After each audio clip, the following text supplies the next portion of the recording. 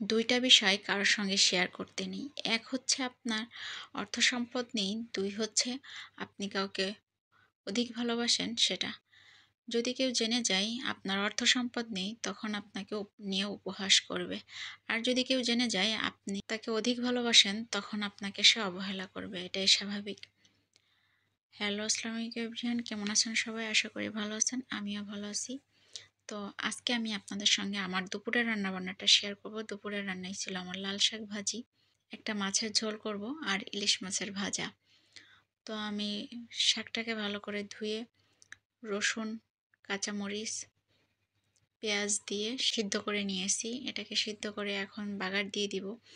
তো কড়াইয়ে পরিমাণ মতো তেল দিয়ে রসুন কুচি, পেঁয়াজ কুচি এগুলো দিয়ে আমি শাকটাকে দিয়ে দিছি। এখন ভালো করে নেড়ে চেড়ে শাকটাকে ভাজি করে নিব। এই তো আমার শাক ভাজি শেষ। এরপরে আমি মাছের ঝোল রান্না করব। মাছের ঝোল রান্না করার জন্য আমি কড়াইয়ে পরিমাণ মতো তেল দিয়ে দিয়েছি পেঁয়াজ, রসুন, কাঁচামরিচ, জিরা বাটা এগুলো দিয়ে কিছুক্ষণ নেড়ে চেড়ে এরপরে দিয়ে দিব আমি লবণ, হলুদ, মরিচের গুঁড়া, ধনিয়া গুঁড়া। এটাকে দিয়ে কিছুক্ষণ কষিয়ে নেওয়ার পরে এরপরে দিয়ে দিব মাছগুলা। আমি আজকে শোল মাছ দিয়ে নতুন আলু ঝোল রান্না করব। তো এই কারণে শোল মাছটাকে আমি ভালো করে কষিয়ে নিব। শোল মাছ আসলে কিছুক্ষণ রান্না করার সময় এটা শক্ত হয়ে যায়, এই কারণে এটাকে একটু বেশি সময় ধরে কষাতে হয়।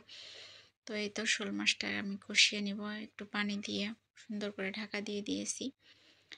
এরপরে দিয়ে দিব আলু, কেটে রাখা আলুগুলো দিয়ে আমি আরও কিছুক্ষণ ভালো করে নেড়ে চেড়ে কষিয়ে নিব। এই তো আমার মাছ এবং আলু দুটোই কষানো শেষ। এখন দিয়ে দিব পরিমাণ মতো ঝোলের পানি।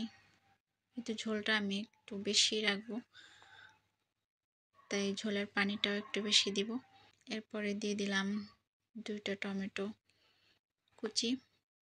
টমেটোগুলোকে আমি দিয়ে এরপরে এটাকে আমি ঢাকা দিয়ে কিছুক্ষণের জন্য রেখে দিব। তারপরে দিয়ে দিলাম কাঁচামরিচ এবং একটু ভাজা জিরার গুঁড়া। এই তো আমার তরকারি রান্না শেষ। যে আমি ইলিশ মাছটাকেও ভেজে নিব। এরপরে আমার সন্ধ্যায় নাস্তা ছিল ভাইরাল ডিম।